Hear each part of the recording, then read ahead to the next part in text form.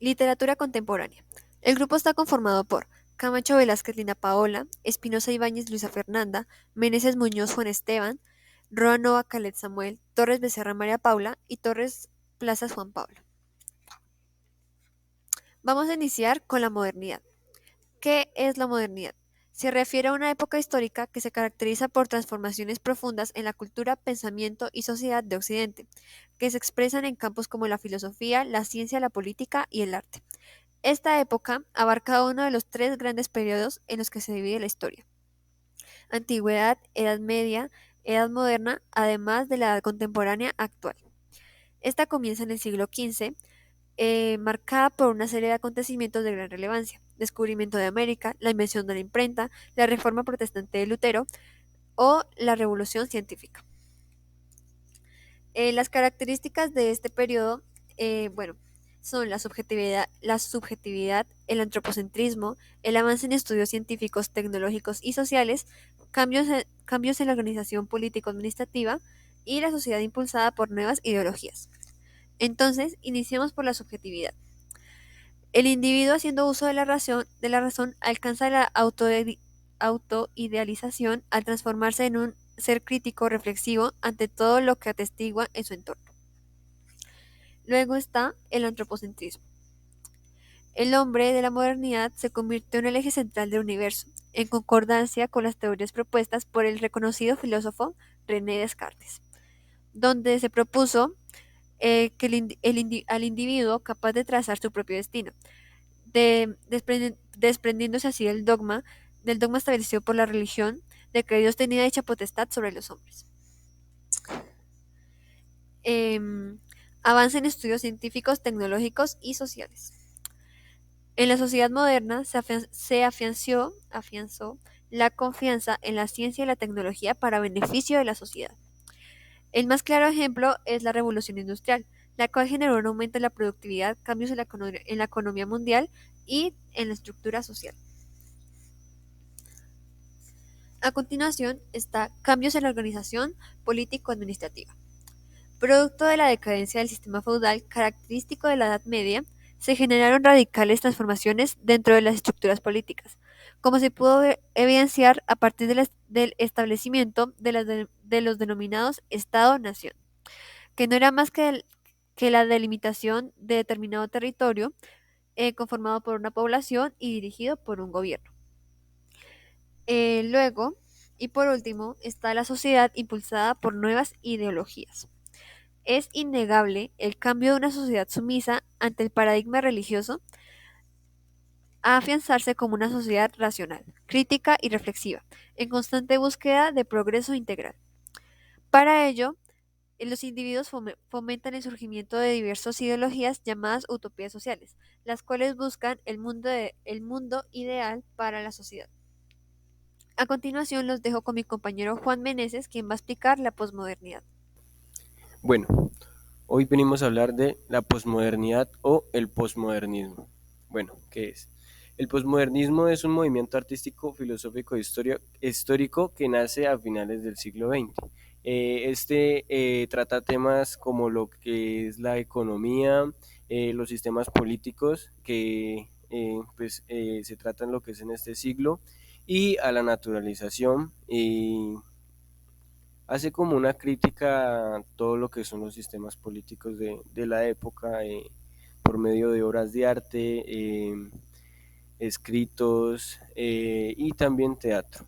Bueno, las características que hay en el posmodernismo es el antidualista, el cual es una crítica a lo que es el romanticismo. Trata de dar una descripción más cruda, más real, ¿sí? Una realidad la cual no se da en lo que son los poemas. Entonces esto es como una crítica, un rechazo a lo que es ese movimiento. También cuestiona los textos literarios e históricos. Cuando hablamos de esto, hablamos de una posmodernidad la cual hay artistas, autores, los cuales critican lo que son hechos históricos donde no le dan total relevancia a lo que son, donde eh, están en contra a lo que dicen algunas personas sobre algunos hechos históricos diciéndolos que pues, son muy redundantes, que no tienen una certeza ni llevan a un fin, o que son manipulados para pues, un beneficio de ciertos sectores o también lo que es el manejo de mentes y también masas. Bueno, la revalorización de la naturaleza. En el posmodernismo se habla de la revalorización de la naturaleza, haciéndole crítica a un sistema político el cual es ahora el capitalismo, ¿sí? El consumismo dentro del capitalismo, la producción en masa, dada la revolución industrial, que fue un hecho histórico pues muy pasado, lo que es ahorita pues la época del modernismo, y este lo que trata es de resaltar a que debemos volver a una conexión con lo natural, dejar de lado tanto consumismo y enfocarnos más al cuidado del planeta en el que vivimos. De pronto en esto trata temas como lo que es el artista Bansky, el cual trata de dar siempre unas críticas al sistema capitalista desde un punto de vista anárquico, ¿sí? Donde pues rige la ley de la persona a la cual tiene pues la necesidad. También tenemos eh, en géneros literarios el realismo mágico y el teatro de lo absurdo, que pues el realismo mágico en lo que consiste es tratar de dar una concepción o una idea de lo que es lo real por medio de relatos que no están muy acordes a lo que puede ser una realidad en sí en sí. Esta trata de combinar lo que son, decirlo, fábulas, lo que es irreal y meterlo dentro de un contexto el cual trata de expresar una idea o trata pues de en sí de relatar un hecho. Eh, Como principales autores o obras del realismo mágico tenemos Cien años de soledad en 1967 de Gabriel García Márquez, escritor y novelista colombiano. También tenemos Reino de este mundo de 1949 de Alejo Carpentier. Bon Marzo de 1962 de Manuel Mujica Lainez y ahora de 1962 de Carlos Fuentes. Como saben, pues Cien años de soledad, Gabriel García Márquez fue un escritor el cual era, pues, trataba su literatura de lo que era el realismo mágico por medio de sus relatos, como ya lo venimos nombrando en la obra de Cien años de soledad. Por otro lado, tenemos el teatro de lo absurdo, el cual también nace en estas décadas, en las décadas en los siglos del 20 en Francia, en un contexto de vanguardia. Pues como ya sabemos, la vanguardia lo que busca es dar o tratar de expresar una idea pues que diferente a la que no está acorde, pues trata de expresar una idea diferente al contexto en el que pues estamos viviendo, de rechazar algún tipo de idea o transformarla. Este se caracteriza por las tramas que aparecen de carácter, de significado, diálogos repetitivos y falta de secuencias dramáticas que a menudo crean una atmósfera onírica.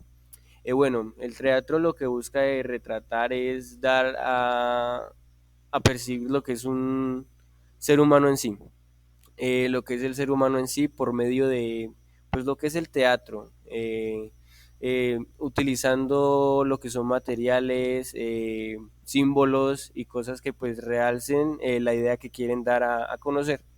Dentro de esto tenemos obras de teatro absurdo, eh, como Esperando a Godot en 1953 de Samuel Beckett, también La Cante Calva de 1950 y de Eugene Lonesco y Las Criadas 1947 de Jean Genet. A continuación sigue la exposición con mi próxima compañera. Bueno, ahora expondré el tema la Guerra Fría. La Guerra Fría fue un conflicto el cual se inició luego de la finalización de la Segunda Guerra Mundial, cuando las tensiones entre Estados Unidos y la Unión Soviética se hicieron notables. Em, las diferencias ideológicas no se hicieron surgir luego de esto. La competencia económica y el temor a la expansión también se hizo notar. La carrera armamentística.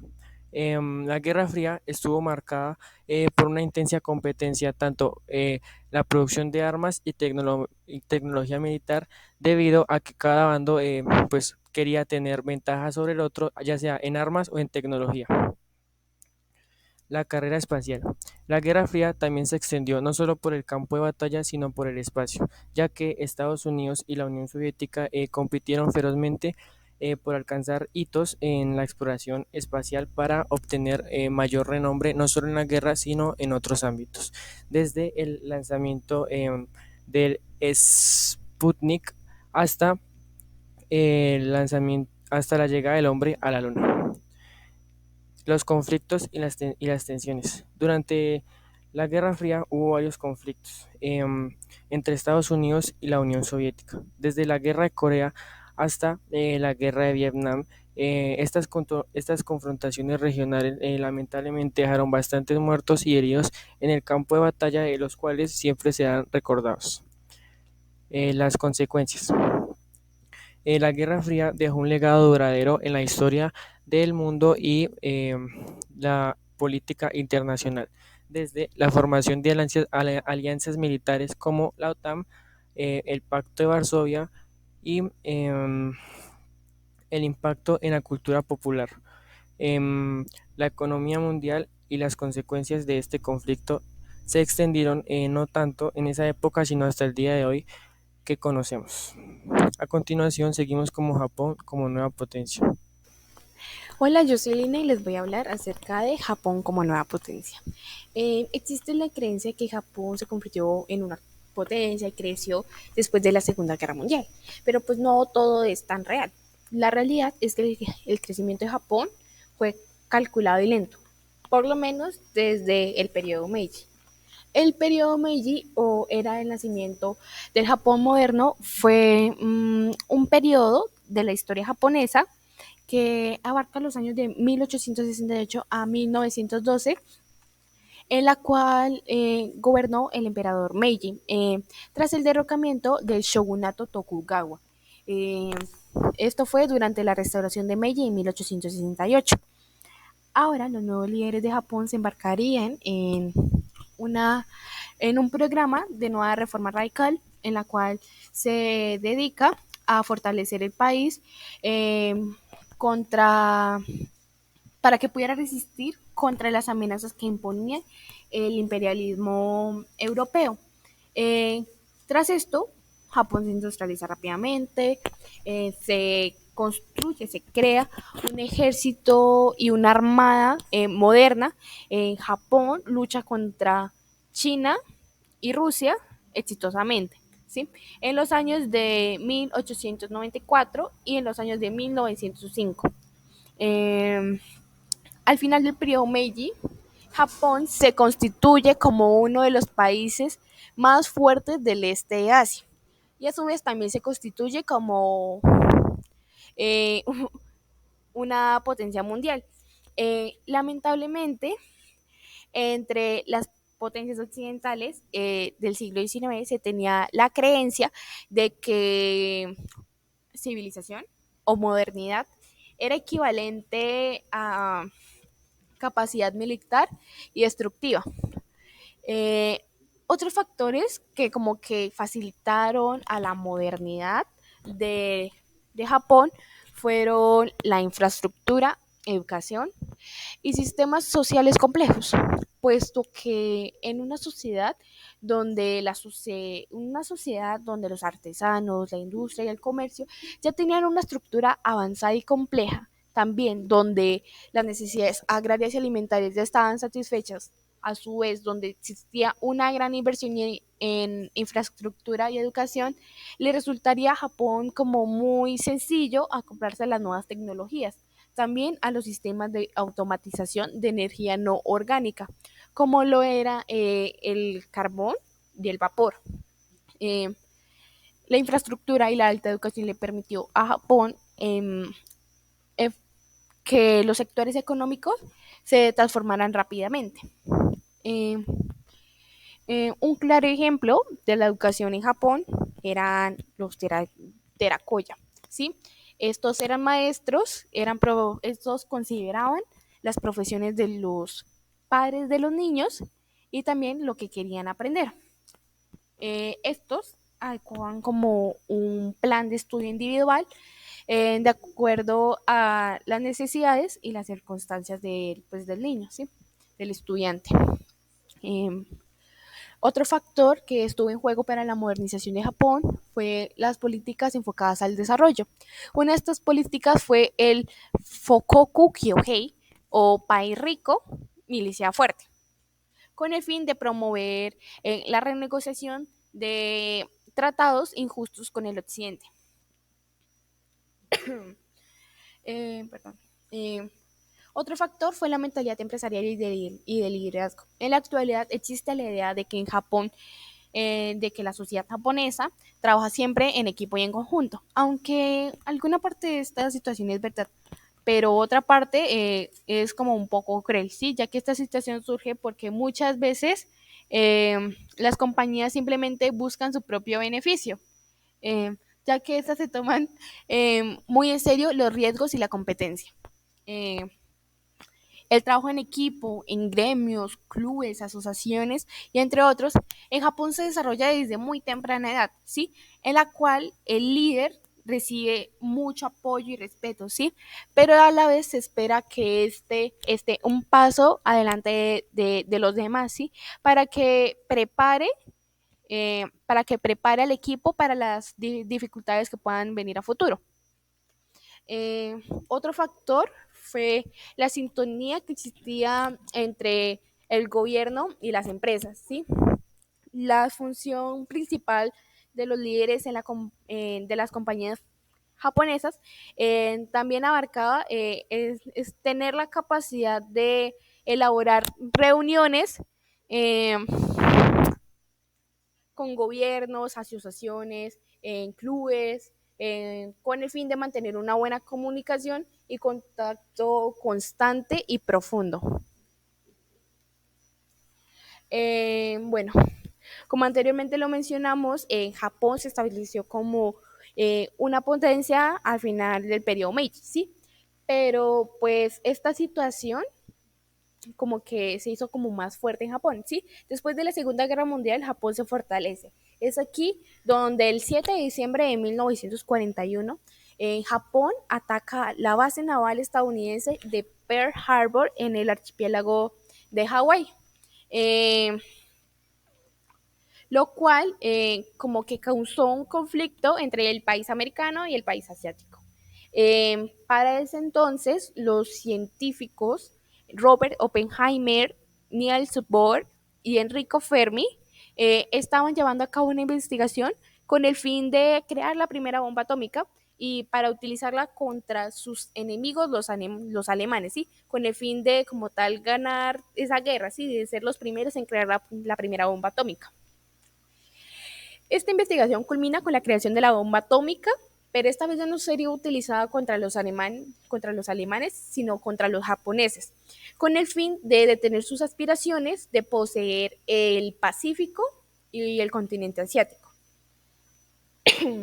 Es así como el 7 de agosto de 1945, el 6 de agosto, perdón, de 1945, un nuclear cargado de uranio 235, bautizado Little Boy, se dirige impacta a la ciudad de Hiroshima, causando graves daños.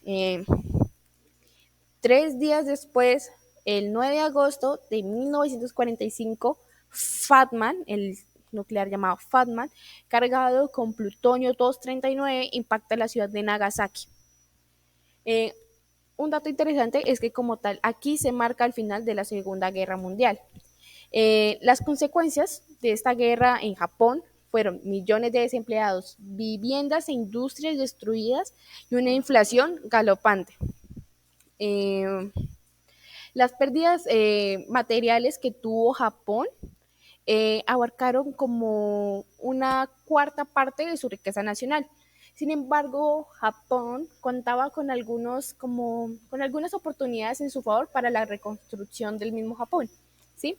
Esto fue a causa de la enorme desocupación o sea, el enorme desempleo indicaba como una gran cantidad de mano de obra. Y la industria bélica como había elevado el nivel de su tecnología y la capacidad de producción.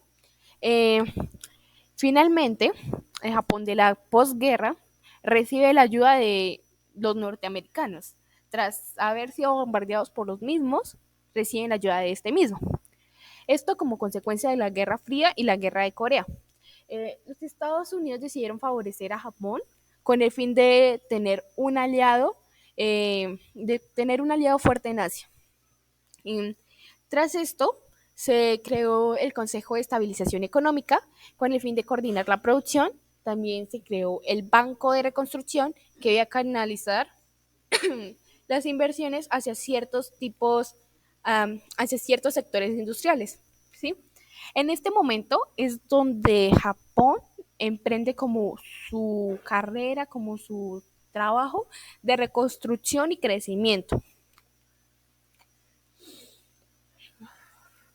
Hoy en día, Japón se mantiene como una potencia económica.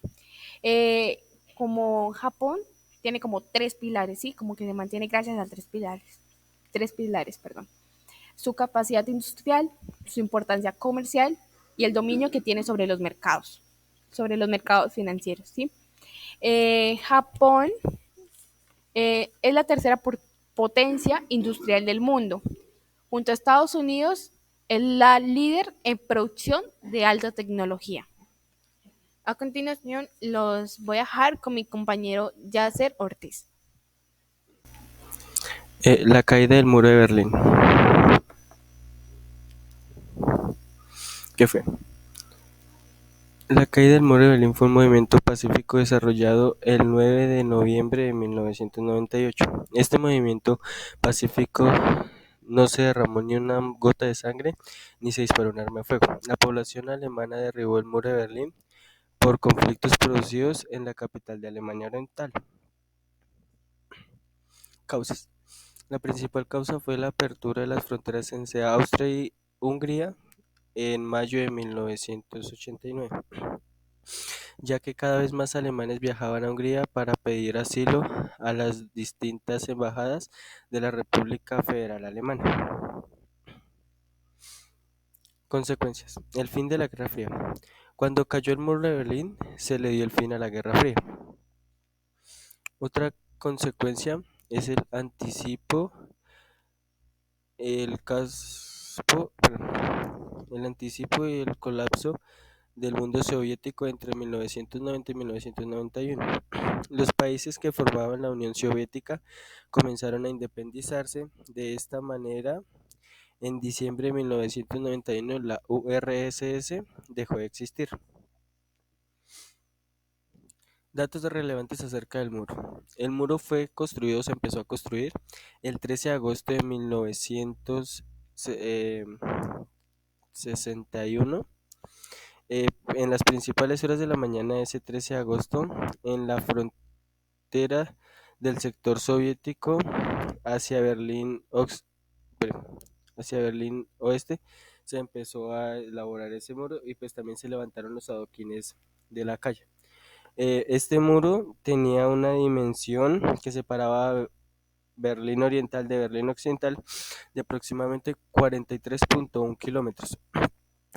Y entre las fronteras de la Berlín Occidental con la RDA tenía una medida de aproximadamente 111.9 kilómetros. Y pues ahora los dejo con mi compañera Luisa y la llegada a la luna. Hola, mi nombre es Luisa y les hablaré de un hecho que marcaría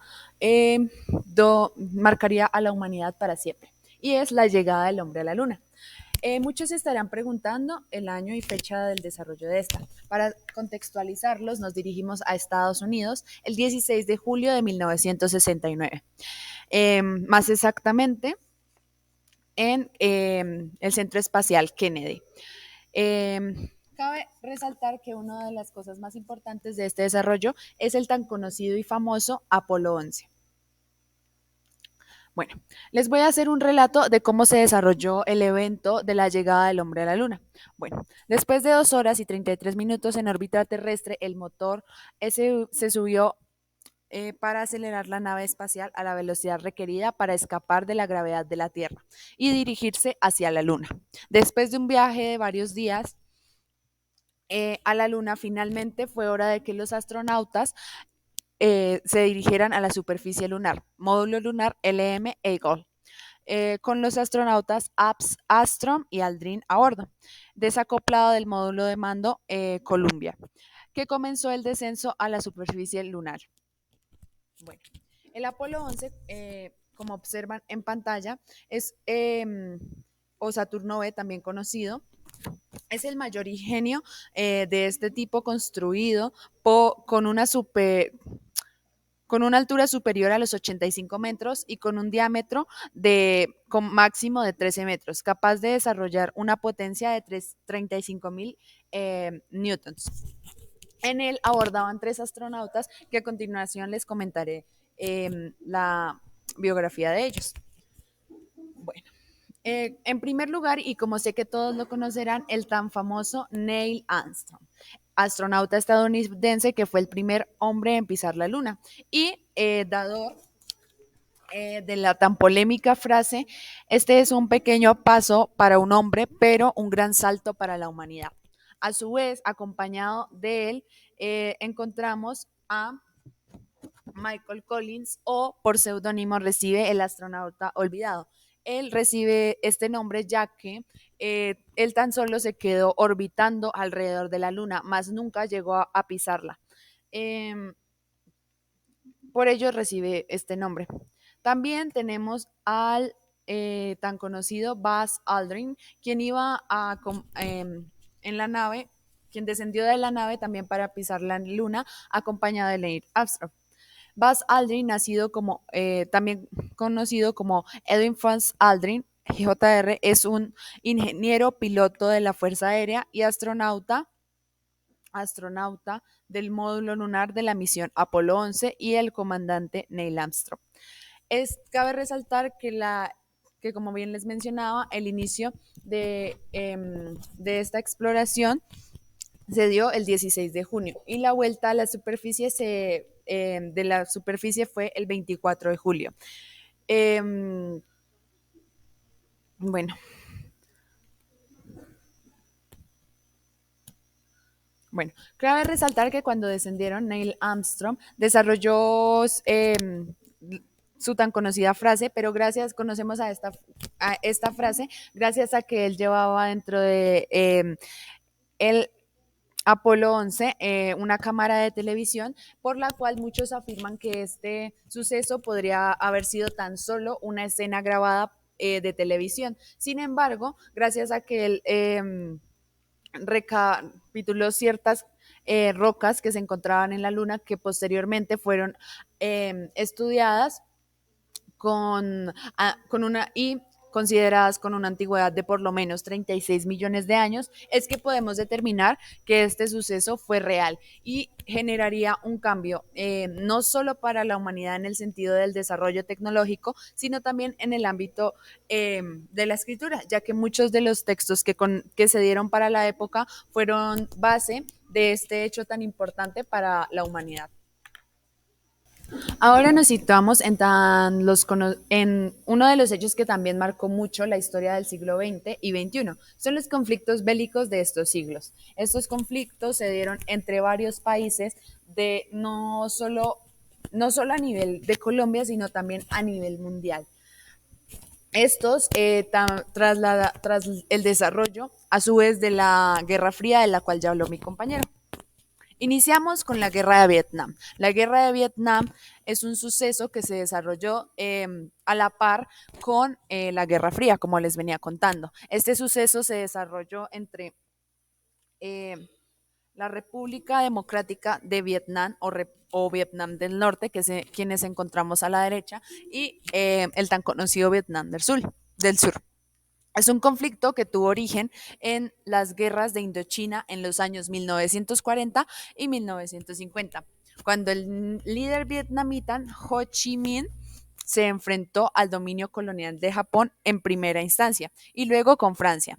El Viet Minh, la llegada para la independencia de Vietnam, fue el ejército que inspiró a la Unión Soviética y China para, durante 8 años, enfrentarse al ejército francés en búsqueda de su independencia. Francia fue financiada y suministrada eh, en gran parte por Estados Unidos. Fue derrotada en la batalla de Dien Bien Phu en mayo de 1954. Dio por tierra su dominio colonial en Indochina. Bueno, a continuación tenemos uno de los hechos históricos que se dio durante la guerra de Vietnam, que fue el síndrome de Vietnam. Y es que, como bien sabíamos, se estaba desarrollando a su vez la Guerra Fría, quien tuvo espacio en Estados Unidos. Por tanto, Estados Unidos tendría que coronarse y seguir siendo una de las grandes potencias. Por ello tuvo intervención, pero cabe resaltar que el síndrome de Vietnam se da ya que Vietnam desarrolló miles de millones de muertes para los estadounidenses, siendo Estados Unidos derrotado durante esta guerra y generando la mayor crisis para Estados Unidos. A su vez, como les mencionaba anteriormente, tenemos a uno de los dadores de esta guerra, que fue el señor Ho Chi Minh, que nació el 19 de mayo de 1890 y murió el 2 de septiembre de 1969. Fue un revolucionario político anticolonial vietnamita, fue líder independentista y miembro fundador tanto del Partido Comunista Francés como del Partido Comunista de Vietnam. Como el primer ministro de la República Democrática de Vietnam entre los años 1945 y 1955 y presidente desde 1951 hasta su muerte. Ahora les mencionaré una de las cosas más importantes durante el desarrollo de la guerra de Vietcong. El Vietcong, o también conocido como Frente Nacional de Liberación de Vietnam, son organizaciones políticas de masa con un ejército propio que buscaban finalizar con el régimen de Diem en el país. Más exactamente, era una guerrilla a cargo del señor Ho Chi Minh, como ya les mencionaba anteriormente, quienes buscaban intervenir de manera secreta dentro de Vietnam del Sur.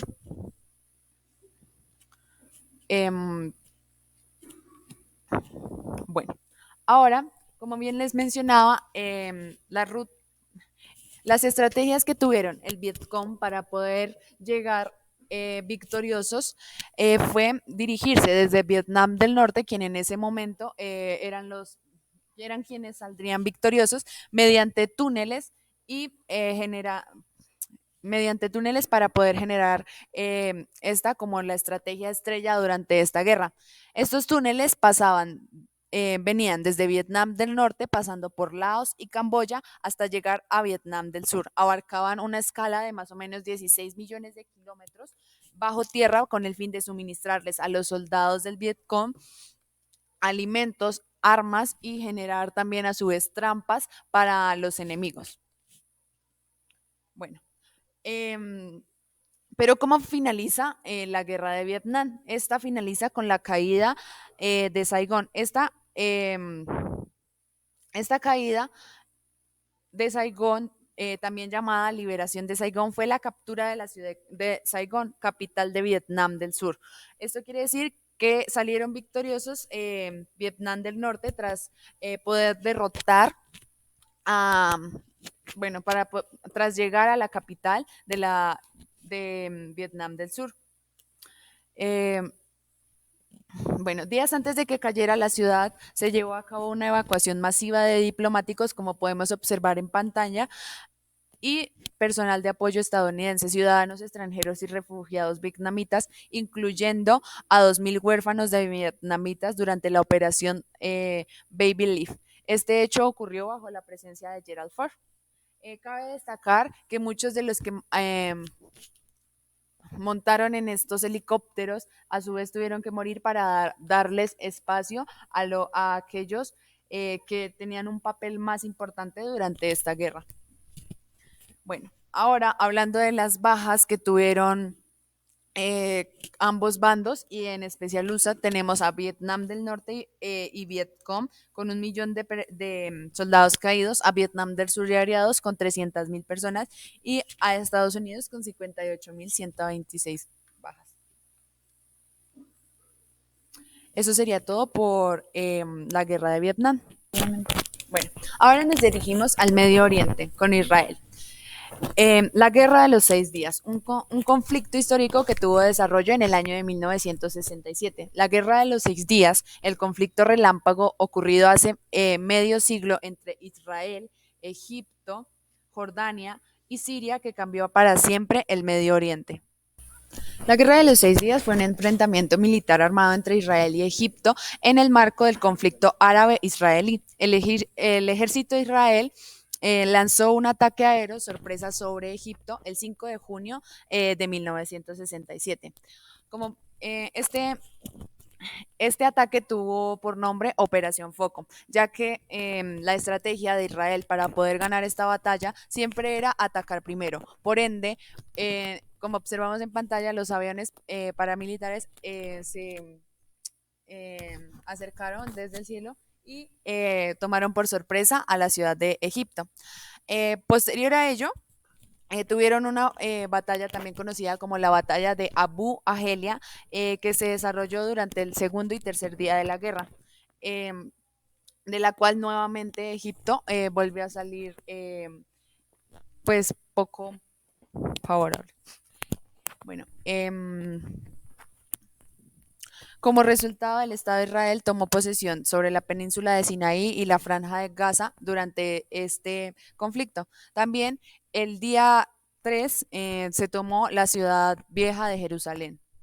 A su vez, tras ver Egipto que tenían bastantes guerras y que ellos no iban a salir ilesos contra Israel, ya que Israel tenía muchas más estrategias de armamentistas y mucha más organización en sus tropas, desarrollaron un acuerdo. Sin embargo, para este acuerdo también habían tenido en cuenta a la ciudad de Siria, pero Siria no aceptó este acuerdo, lo cual desarrollaría posteriormente muchos más ataques, ocasionando miles de millones de muertes.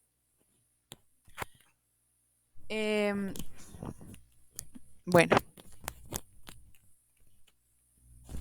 en el día 5 de la batalla de Israel contra Siria, tuvimos la invasión de los Altos de Golán. Esta invasión se dio por medio de tanques de guerra, los cuales invadieron estos golfos y posterior a ello también pasaron a ser parte del territorio israelita.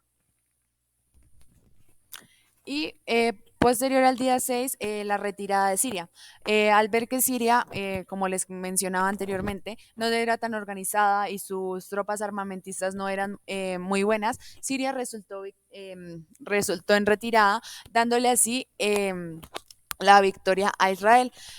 Cabe resaltar que todo este hecho, todos estos sucesos desarrollados en el Medio Oriente son los que hoy ocasionan la tan sonada guerra entre Israel y Palestina, puesto que tras el desarrollo de esto, Israel se posicionó como uno de los más,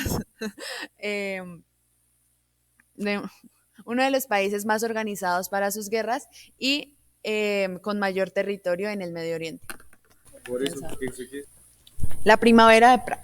¿Qué fue la Primavera de Praga? Se conoce como Primavera de Praga una serie de reformas impulsadas por el gobierno de Alexander Dubček en 1968, con el fin de liberalizar la política, la economía y la sociedad checoslovaca. Las medidas buscaban crear un socialismo de rostro humano y abarcaban la ampliación de la libertad de prensa, la autorización a crear nuevos partidos políticos y la mayor circulación de bienes de consumo. Las reformas de Dubé recibieron un gran apoyo de la población con la mayor libertad de expresión.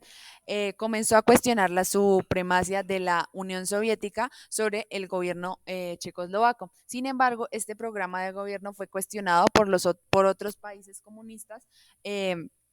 Y dividió al bloque socialista que conformaba el Pacto de Varsovia.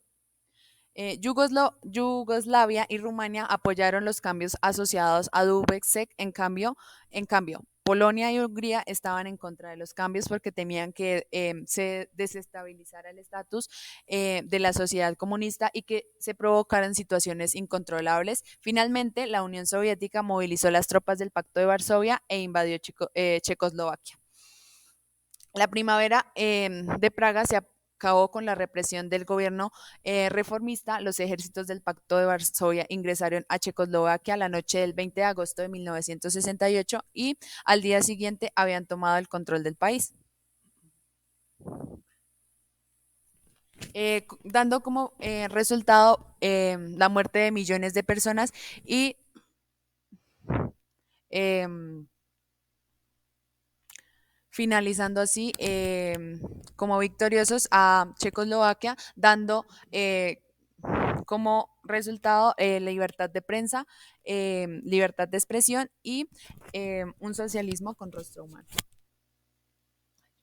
Ahora los dejo con mi compañera Paula. A continuación voy a hablar sobre la división de la Unión Soviética. Entonces, para poder hablar de su división, primero tenemos que saber qué fue la Unión Soviética. La Unión de Repúblicas Socialistas Soviéticas, o más conocida como URSS por sus siglas, fue una nación que seguía el sistema marxista-leninista, más conocido como comunista, que existió entre 1922 y 1991 y fue de los países más poderosos del mundo durante la Guerra Fría, la cual se dio entre 1947 y 1991, en la que se enfrentó contra Estados Unidos y sus aliados en Europa Occidental.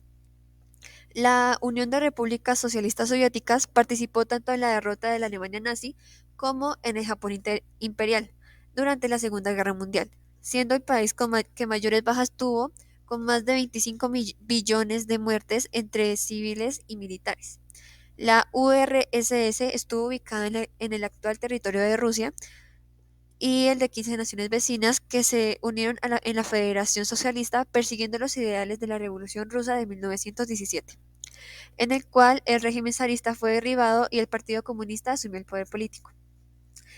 Ahora voy a explicar las tres causas principales por las cuales se dio la división de la URSS. Como primera causa tenemos el autoritarismo y la centralización. Si bien en sus orígenes la URSS intentaba ser una sociedad democrática, luego de dejar atrás la era de la autocracia zarista, el bloque terminó ascendiendo al autoritarismo, que se consolidó con la llegada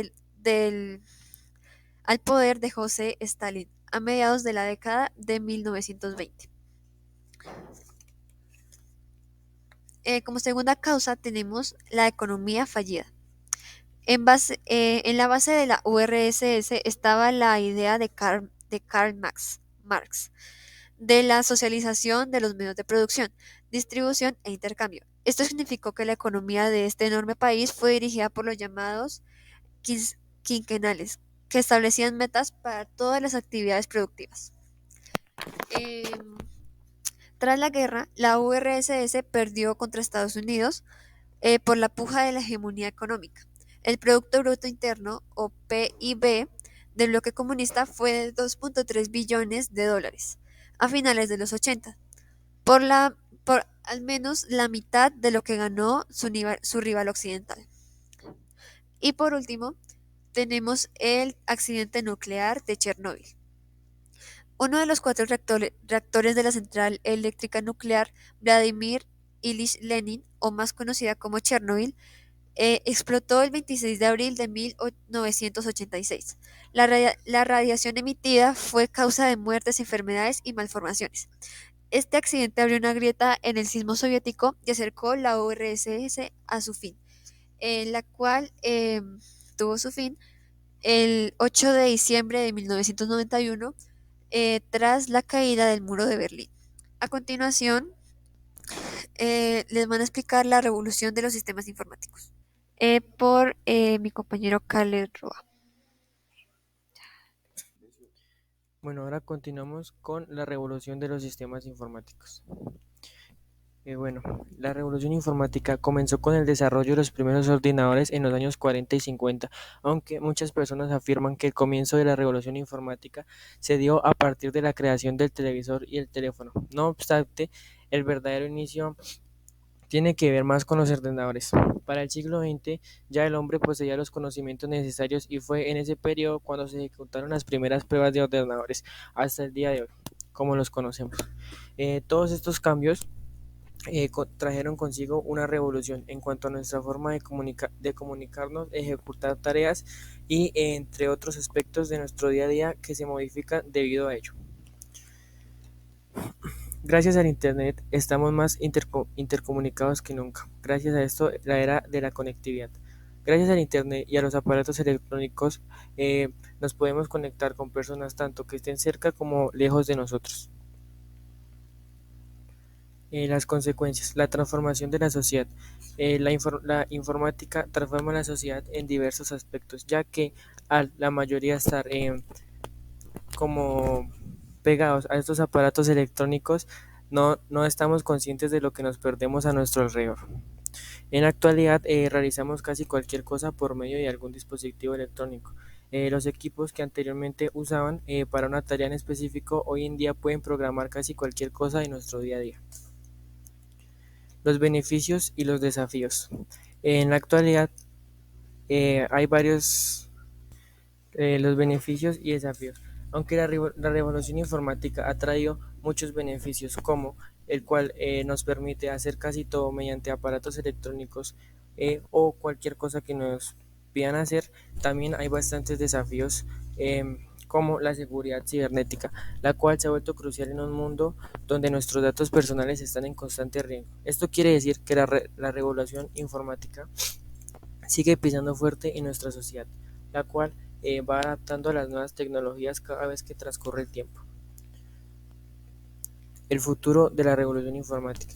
La revolución informática está lejos de aún terminar. Con avances como inteligencia artificial, computación cuántica y realidad virtual, estamos en el umbral de una nueva era de innovación y descubrimiento, la cual, a medida que pasa el tiempo, va mejorando sus características y beneficios para el ser humano. A continuación, mi compañero Juan Meneses explicará la realidad del nuevo milenio.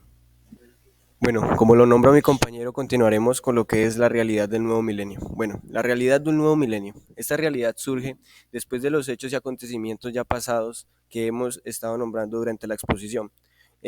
No anteriormente, como lo explicó mi compañero, la aparición de nuevas tecnologías en nuestro día a día, en nuestro vivir y pues ya en nuestra vida en sí. Bueno, cuando empieza el nuevo milenio, sugiere que empieza desde el siglo XXI, desde los 2000, en el cual empiezan a existir nuevos fenómenos como lo que es la globalización y pues la bueno, como el intercambio de culturas que hay entre las naciones, entre los países y entre las culturas que existen pues en el mundo. Eh, Empezamos a ver el mundo totalmente diferente por estos cambios y también después de guerras mundiales, de descubrimientos científicos, históricos que nos han hecho pues replantearnos de una nueva concepción pues la vida y el mundo en el que vivimos, en el que existimos. De ahí nace la nueva realidad del milenio, la cual acompaña pues de lo que son estos fenómenos. Como ya muy bien sabemos, la globalización es un tema el cual ha ayudado al progreso de la humanidad, tanto científica y socioeconómica, eh, y pues todo esto ha llegado con el nuevo milenio y pues esta realidad cambia pues al ver distintas maneras de pensar y pues de actuar referente a los pensamientos que se han venido construyendo desde épocas pasadas. A continuación los dejaré con mi compañero Juan Pablo. Bueno, ahora yo les voy a hablar de las características de la literatura contemporánea. Primero que todo está el punto de vista personal. Las obras de la literatura contemporánea reflejan los puntos de vista sociales y políticos de sus autores. Estos se muestran a través de los personajes, las conexiones, los eventos y los mensajes socioeconómicos de sus obras. Los recursos literarios innovadores. Se produce un rompimiento con las técnicas narrativas anteriores. La literatura contemporánea usa recursos narrativos vanguardistas, como la modificación del tiempo y la presentación del mundo interior de cada uno de los personajes de sus obras. Bueno, el realismo mágico. El realismo mágico es un tipo de narrativa en el cual lo extraño y lo peculiar se presenta como algo cotidiano, o mejor dicho, es una narración basada en la observación de la realidad, donde tienen cabida singularidades, peculiaridades y extrañezas dentro de la normalidad. El desarrollo del realismo mágico como técnica narrativa representa un gran avance en la literatura contemporánea del siglo XX. Esta, re- esta revolucionaria técnica está marcada por un profundo carácter social y económico. Bueno, otra característica de esta literatura es que tiene temas apremiantes. La mayoría de los temas de la literatura contemporánea guardan relación con los problemas agobiantes del mundo de ahora, como la globalización, la raza y género, la desigualdad, el clima, el medio ambiente, guerras y terrorismo, así como en esta extensa lista se pueden encontrar otros temas, como la política y la economía, la ética moral, la ética y la moral, perdón, cultura de masas y medios de comunicación, crimen internacional y otros. Bueno, otra característica es la influencia de la Segunda Guerra Mundial. Bueno, las obras de la literatura contemporánea tienden a estar influenciadas por el estilo de vida próspero que siguió la Segunda Guerra Mundial. Este estilo literario tiene sus raíces en la devastación que la guerra le trajo al mundo. Bueno, ficción y no ficción sobrepuestas. Bueno, en la literatura contemporánea, la distinción entre ficción y no ficción pueden difuminarse. Esto se conoce como cruces. Los escritores de ficción basan historias en eventos de la vida real e incluso pueden incluir material auténtico. Por otro lado, los escritores de no ficción hacen que las figuras históricas cobren vida al incorporar diálogos y escenas que pueden ser imaginarias. Bueno, ahora los voy a pasar con mi siguiente compañero que les va a hablar de los temas de la literatura contemporánea. Mi compañero se llama Yasser Ortiz. Temas de la literatura contemporánea. Como primero tenemos la desigualdad social. Se produce cuando una persona recibe un trato diferente como consecuencia de su posición social, su situación económica, la religión que profesa, su género y la cultura que tiene. El terrorismo y la guerra. Estas son combatidas gracias a las protecciones ofrecidas por por los tratados de los derechos humanos. Se sabe que se sabe que estos no cesan en los casos de los conflictos armados. En la política y la corrupción. Pues en esta se sabe que pues siempre en todo momento en la política y pues en la política hay corrupción y pues el medio ambiente y la falta de conocimiento de sus ciudadanos. A lo largo de los años podemos apreciar que en la literatura de diferentes formas se expresa la naturaleza, como son las imágenes de espacios naturales mediante relatos escritos. Desde la literatura también se muestra la naturaleza y también se muestra como la gente no tiene la concientización y no cuida este medio ambiente. Y pues ahora lo paso con mi compañero Juan Pablo que va a decir los géneros literarios contemporáneos. Bueno, ahora yo les voy a hablar de los géneros literarios de la literatura contemporánea. Bueno, la literatura contemporánea se caracteriza por el surgimiento de nuevos géneros o categorías, como pueden ser la ficción.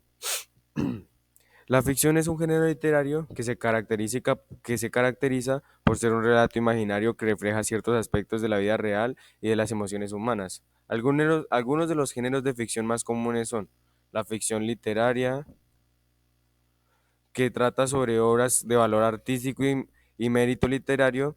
También está Tala de Misterio, que son obras que plantean un enigma o en un caso o un caso que debe ser resuelto por los personajes. También están las de suspenso, que son obras que se crean en una atmósfera de tensión y anticipación. Y también están las de ciencia ficción, que son obras que se ambientan en un contexto especulativo y futurista donde la ciencia y la tecnología son importantes. Por último, están las de fantasía, que estas obras se basan en elementos imaginarios, mágicos o sobrenaturales. Bueno, la novela gráfica. Bueno, es un género literario y artístico que combina elementos narrativos y visuales para contar historias de manera impactante. Se caracteriza por estar dirigido a un público adulto y tratar temas complejos. A menudo aborda temas profundos y complejos de manera accesible para una amplia audiencia. Bueno, la principal diferencia entre la novela gráfica y el cómic es que es tradicional, radica en la profundidad y la complejidad de la historia. Bueno, poesía de verso libre. Bueno, es una forma de expresión poética que se caracteriza por su alejamiento intencionado de las pautas de rima y metro. El verso libre se utiliza en el género lírico, especialmente el vanguardismo. El verso libre conserva la disposición tipográfica de los versos, pero no tiene ritmo ni esquemas de rima fijos. Entonces, esto es lo que la hace diferente de esto. Bueno, la fábula. El cuento popular o la fábula es un subgénero de la literatura narrativa que se caracteriza por ser una narración educacional y ejemplarizante, que transmite un mensaje de tipo ético, tradicional o moral. Las fábulas tienen un pedagógico y suelen incluir una moraleja. Aunque la fábula es un género literario antiguo, todavía se utiliza en la literatura contemporánea. Bueno, la comedia. Bueno, la comedia es un género literario que se caracteriza por ser una obra que presenta episodios de la vida mediante el diálogo de los personajes. La comedia se opone a la tragedia, que tiene un desenlace desgraciado y trágico. Bueno, la poesía. La poesía continúa su camino libre de rimas simétricas, abarcando así un conjunto enorme y, y dispar de textos, cuyo único rasgo afín es una sonoridad, la ausencia del relato y un lenguaje de tipo descriptivo. Bueno, la narrativa es uno de los géneros más comunes en la literatura contemporánea. La narrativa se caracteriza por ser una obra que presenta episodios de la vida mediante el diálogo de los personajes. El, el ensayo. Bueno, el ensayo es un género discursivo que reflexiona o analiza un tema específico de libre elección. El autor defiende una idea o un punto de vista a partir de un razonamiento lógico, pero también con estilo personal y subjetivo. El ensayo literario tiene un valor estético que se manifiesta en el uso del lenguaje. La dramaturgia. La dramaturgia es un género literario que consiste en dramas teatrales. Las obras dramáticas se presentan en un teatro y consisten en situaciones ficcionales mediante personajes, acciones y diálogos. A diferencia de otros géneros literarios como el cuento y la novela, la dramaturgia se caracteriza por mostrar el argumento y no ahondar en la descripción ni en la atmósfera, ni en los pensamientos o sensaciones de cada uno de los personajes. Los conflictos suceden en el mismo momento y lugar que se presentan. La dramaturgia es el arte de escribir y presentar una historia sobre un escenario. Silencio, silencio.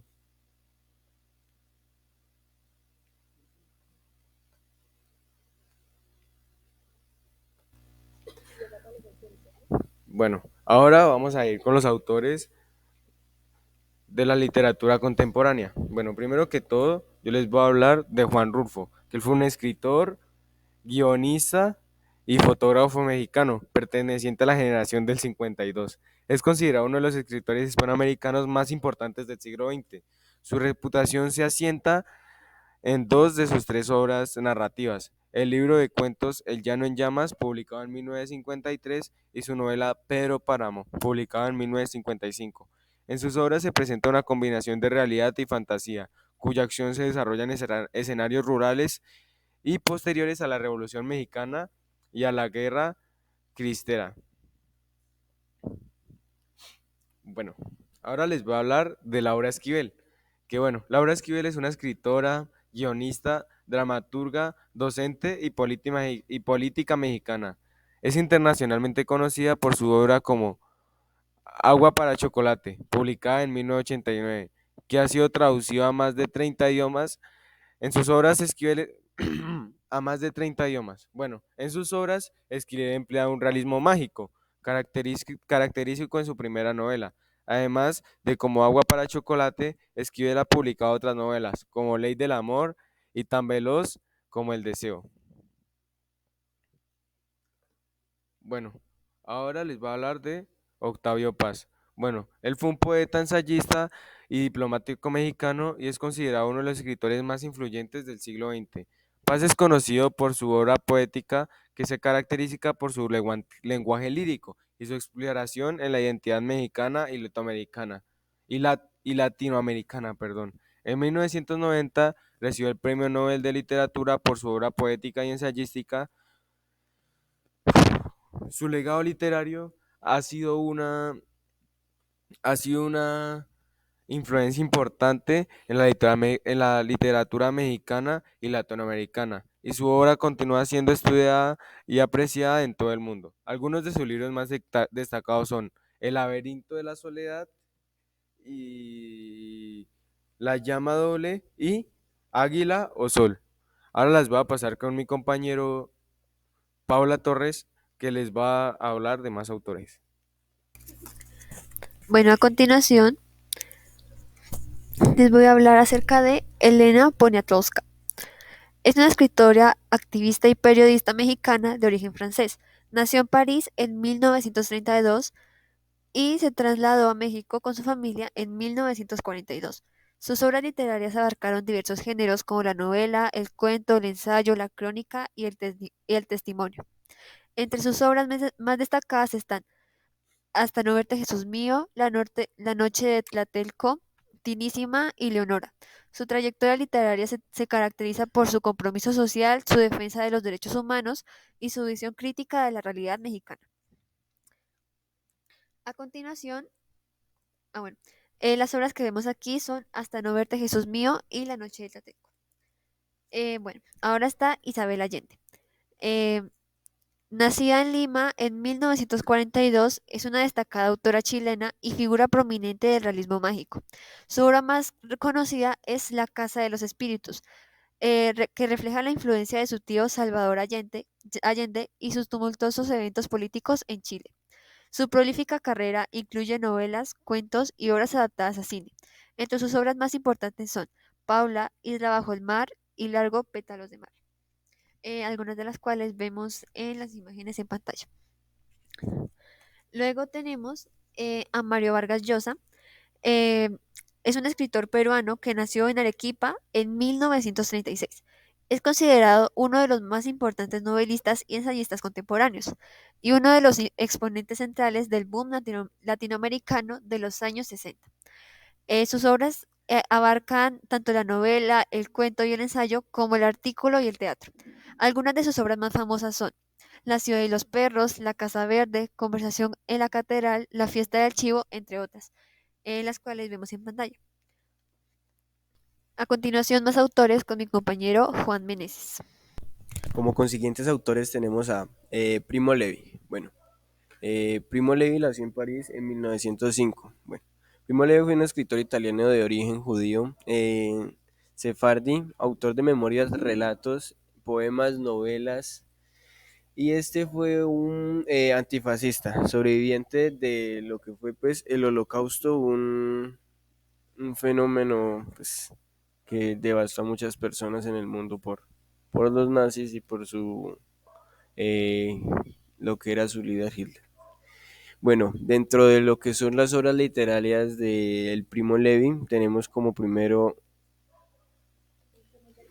Perdón, se me corrió la diapositiva. Ahorita sí vamos a seguir con la diapositiva que está, que es Jean-Paul Sartre. Jean-Paul Sartre, Aimara Sartre, conocido comúnmente como Jean-Paul Sartre, fue un filósofo, escritor, novelista, dramaturgo, activista político, biógrafo y crítico literario francés, exponente del existencialismo y del marxismo, humanista. Bueno, dentro de las obras literarias, que Jean-Paul Sartre nos dejó fue Sartre, Ser y la nada de 1943. Sartre establecía que la existencia de todo hombre se caracterizaba por la presencia de la nada, en otras palabras, por la capacidad de cada ser humano para revelarse o negarse dentro de su realidad, la cual siempre involucra a los demás, pues al estar socialmente conectados. El tema central de la teoría es una exploración de la realidad humana como conciencia, C por sí, entendida como huida, negación, falta de ser y libertad. Sartre no ve en la naturaleza humana la esencia del hombre, ya que la existencia precede a la esencia, inicialmente el ser.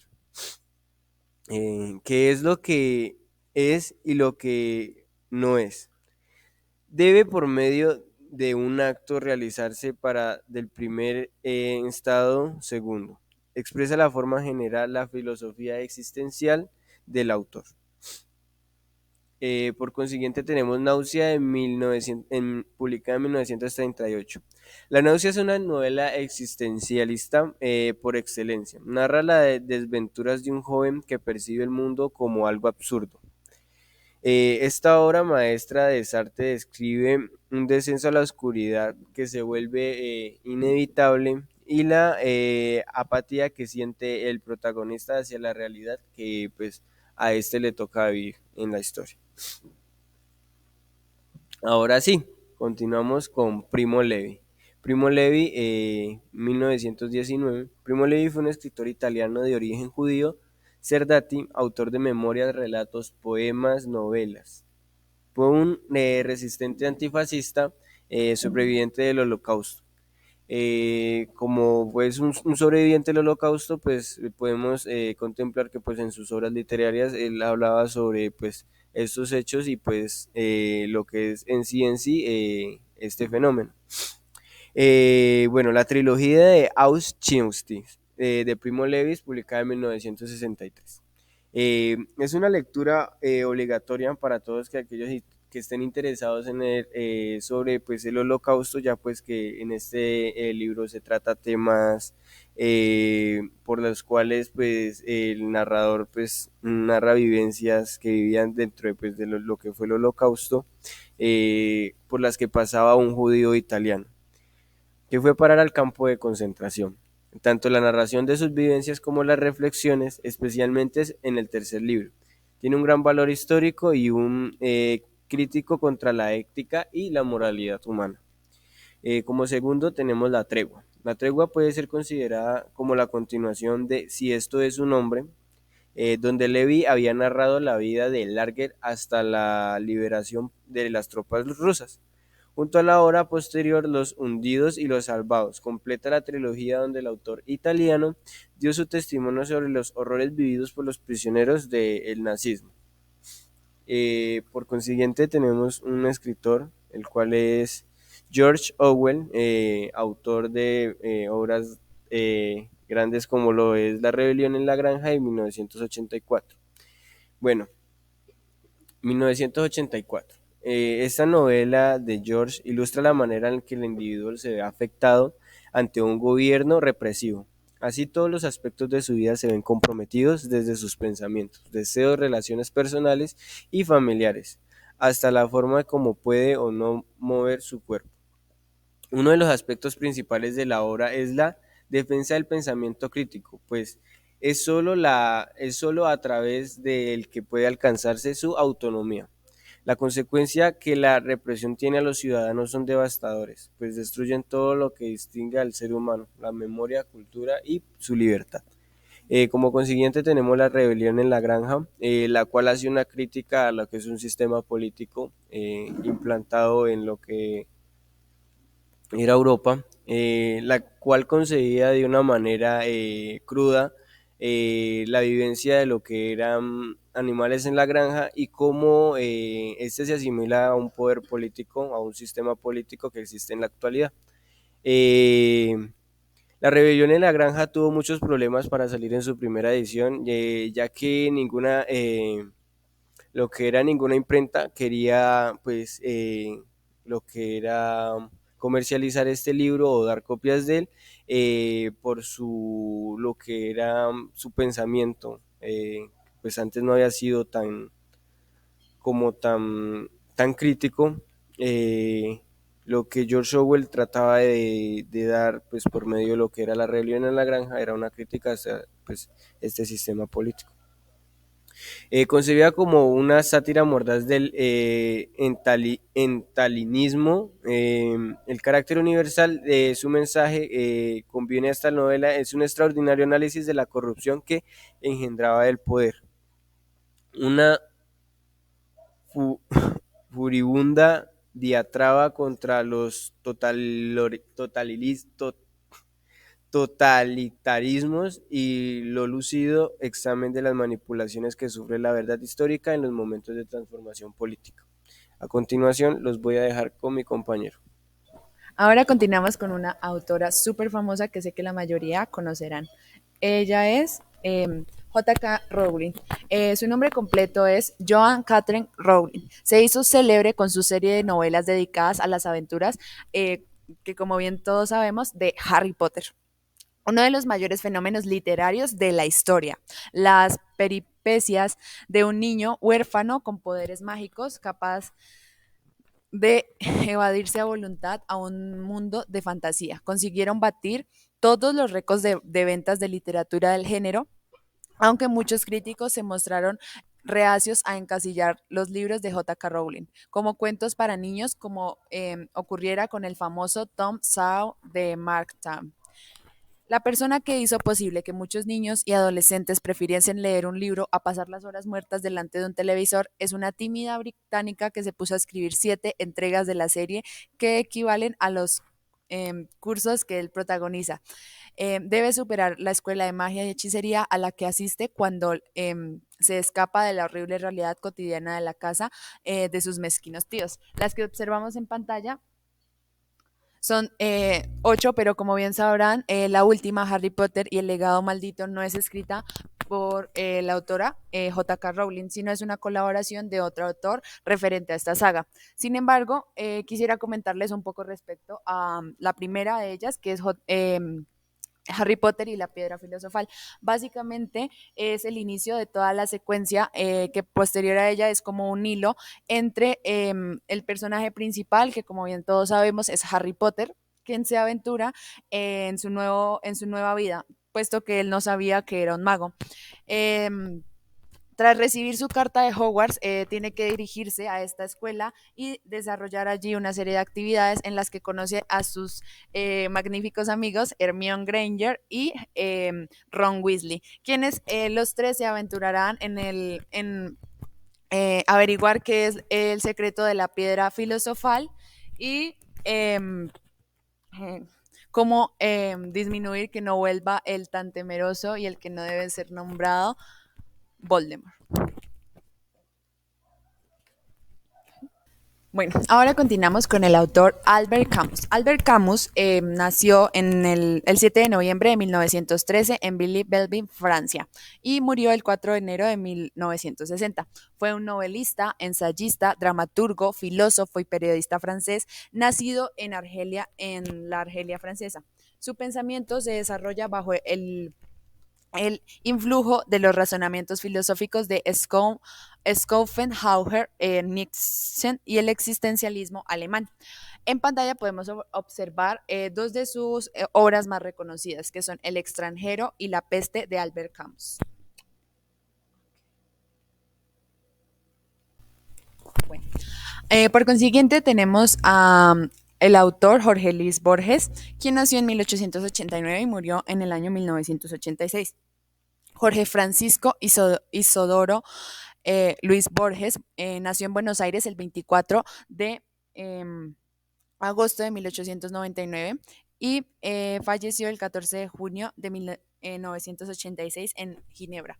Fue escritor, poeta, ensayista y traductor argentino, extensamente considerado una figura clave tanto para la literatura que había en habla hispana como para la literatura universal. Sus dos libros más conocidos son Ficciones y Fervor de Buenos Aires, publicados en los años 40 con recopilaciones de cuentos conectados por temas comunes como los sueños, los laberintos, las bibliotecas, los espejos, los autores ficticios y las mitologías europeas. Em, La obra de Borges ha contribuido ampliamente a la literatura filosófica, al género fantástico y al postestructuralismo e influyó profundamente en el realismo mágico de la literatura latinoamericana durante el siglo XX. Gracias. Ahora seguimos con Julio Cortázar. Julio Cortázar se considera un maestro en el género del cuento, aunque también escribió prosa poética, narración breve y novelas, por lo que es considerado uno de los autores más innovadores y originales de su época. Como unas de sus obras más reconocidas tenemos A Casa Tomada, la cual es una historia que narra la vida de dos hermanos pasados de los 40 años y aún solteros, los cuales habitan en soledad en su enorme casa familiar, trabajando exhaustivamente para mantenerla limpia. Un día, sin embargo, escuchan unos ruidos a lo lejos, lo cual les indica que la mitad de su casa es tomada. Como otra de sus obras más representativas tenemos a Rayuela, la cual narra la historia de Horacio Olivera, su protagonista, y su relación con la maga. La historia pone en juego la subjetividad del lector y tiene múltiples finales. Ahora seguimos con Haruki Murakami. Haruki Murakami es un escritor y traductor japonés, autor de novelas, relatos y ensayos. Sus libros han generado críticas positivas y obtenido numerosos premios, incluidos el Franz Kafka, el Mundial de Fantasía, el Jerusalén, el Hans Christian Andersen, entre otros. Como sus libros más representativos tenemos a Tokyo Blues, el cual es una conmovedora historia sobre la juventud, los primeros amores y el dolor que implica el paso a la madurez, mientras aterriza en un aeropuerto europeo. Toru Watanabe, un ejecutivo de 37 años, escucha una vieja canción de los Beatles que le hace retroceder a su juventud. Otra de sus obras más representativas es 1Q84, la cual es una novela fantástica escrita por Haruki, publicada en Japón en 3 libros, entre los años 2009 y 2010, la cual se convirtió rápidamente en best-seller. A continuación, mi compañera Lina. Ahora seguimos con Chimamanda Ngozi Adichie, autora nigeriana de diversas novelas premiadas que incide sobre la necesidad de usar referentes africanos en la obra que sale del continente para evitar que las historias solo tengan elementos occidentales. Chimamanda nació en Nigeria, concentralmente en la aldea de Aba. Ahora continuamos con la autora Zadie Smith. Zadie Smith es una de las escritoras más aclamadas de su generación. Sus novelas e ensayos abarcan temas desde la raza, la cultura, la identidad y el humor. Ella nació en Londres en 1975, es hija de una madre africana y papá inglés. A los 14 años, a los 14 años ella desarrolló una gran pasión hacia la escritura. Ella estudió literatura inglesa en la Universidad de Cambridge y comenzó a escribir su primera novela, White Teeth, a los 21 años. Esta novela fue un éxito en ventas y a su vez ganó varios premios. Smith escribió 4 novelas más: The Autographed Man, On Beauty, NW y Swing Time, en las cuales muestra su versatilidad y visión acerca del mundo contemporáneo. Antes de continuar con el próximo autor, quiero hablarles acerca de la obra White Teeth, que es uno de sus mayores éxitos. Esta obra, White Teeth, fue publicada en el año 2000 la cual esta obra abarca temas de identidad, religión y la complejidad de las relaciones familiares. Eh, eh, la novela comienza con el retiro del soldado británico Archie Jones y su amistad y su amistad con Samak Iqbal, un bengalí que inmigró hacia Londres. Ambos hombres tienen esposa y a lo largo de la historia como que sus familias se relacionan en un entorno multicultural donde, en donde también se ven envueltos como en la diversidad de Londres. La trama como que se ramifica, como que se divide con el fin de darle oportunidad a participar a los hijos de los protagonistas. Estos tienen como, es que no sé cómo explicarlo, estos tienen como el papel o sirven de referente para la, perdón, para representar las diferentes facetas de la cultura británica y también como también de representar la influencia que tiene la herencia cultural. White Teeth es una obra en que de que manera humorística y reflexiva nos habla de la multiculturalidad y a la vez nos muestra como de la mezcla de las culturas y como la dificultad que es adaptarse, como, como también como habla de las complejidades de identidad y las búsquedas de pertenencia que existe en un mundo cada vez más diverso. Ahora seguimos con el autor Orhan Pamuk. Eh, Orhan Pamuk es uno de los escritores como más aclamados de nuestro tiempo. Es el primer actor turco que ganó un premio Nobel de Literatura en el año 2006. Pamuk nació en Estambul, perdón, en el año 1956 en una familia rica y occidentalizada, ¿sí? Soñaba con convertirse en pintor, pero tras estudiar arquitectura y periodismo se dedica, sí, tras estudiar arquitectura y periodismo se dedica a la literatura. Eh, Sus novelas mezclan como las influencias históricas y culturales, explorando temas como la identidad, la memoria y el amor. Algunas de sus obras más conocidas incluyen El Castillo Blanco, El Libro Negro y Nieve. Pamuk ha sido enfrentado como a mucha polémica y crítica a causa de que como que no, como que ha sido muy polémico, puesto que él expresa sus puntos de vista sobre la política de derechos humanos y el genocidio armenio. Eh, Voy a hablarles acerca de la obra Nieve de Orhan Pamuk. Esta novela fue publicada en el año 2002. Esta novela comienza con el regreso de K a Kars, o sea, Kars es su ciudad natal.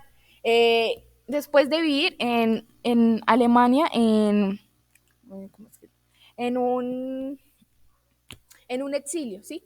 Vuelve a Kars tras vivir en un exilio en Alemania, eh, con el fin de investigar suicidios que han sido como que, con fin de investigar los suicidios por parte de las mujeres alemanas, perdón, musulmanas, que han ocurrido en la ciudad, pero pronto se ve atrapado con una compleja red de intrigas acerca de política y religión. Eh, Ahora seguimos con uno de los escritores más importantes del siglo XX, que fue Gabriel García Márquez. Este es originario de Colombia. Eh, creó un mundo ricamente imaginado de magia y realidad, ¿sí? Era Gabriel García Márquez considerado como un novelista colombiano y a través como el premio Nobel. En 1997, él nació en 1927 en la ciudad de Aracataca. Se crió junto con sus abuelos, los cuales fueron inspiración para la mayoría de sus obras. Estudió Derecho, pero encontró su pasión en el periodismo y en la literatura. En 1982 fue galardonado con el Premio Nobel de Literatura por sus novelas y cuentos que combinan lo fantástico y lo realista en un mundo de imaginación ricamente compuesto. Algunas de sus obras son El amor en tiempos de cólera, Crónica de una muerte anunciada, y uno de sus más grandes éxitos por los cuales, como sobre cuál se le considera que se le premió, fue el libro 100 años de soledad.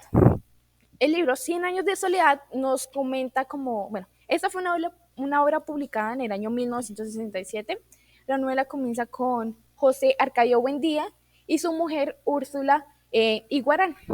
Estos forman una familia, la familia Buendía. Ellos tienen un hijo, al cual se le colocan, bueno, ellos tienen un hijo y bueno, su hijo tiene cola de cerdo. Ellos vivían en Macondo. A lo largo de la novela, la familia Buendía, eh, como a lo largo de la novela, la familia Buendía se encuentra en una serie de eventos extraordinarios y trágicos, incluyendo amores prohibidos, guerras, revoluciones y la llegada de personajes con habilidades sobrenaturales. Eh, para culminar, espero que esta como conferencia, exposición, haya sido de su agrado. Muchas gracias.